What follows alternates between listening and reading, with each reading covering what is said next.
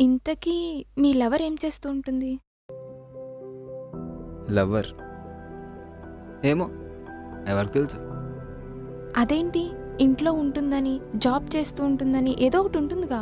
అంటే మీ ఇద్దరం కలిసినప్పుడు హ్యాపీగా ఉండేవాళ్ళం.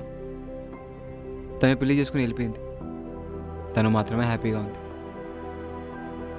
నేను ఇలాగే మిగిలిపోయా. ఇప్పుడు కూడా మర్చిపోవడానికి ట్రై చేస్తున్నాను, కానీ నా వల్ల కావట్లే.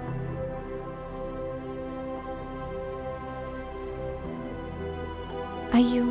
సారీ అండి. అయ్యో, ఆ అమ్మాయి వదిలి వెళ్ళిపోతే నువ్వు ఎందుకు సారీ చెప్తున్నావు?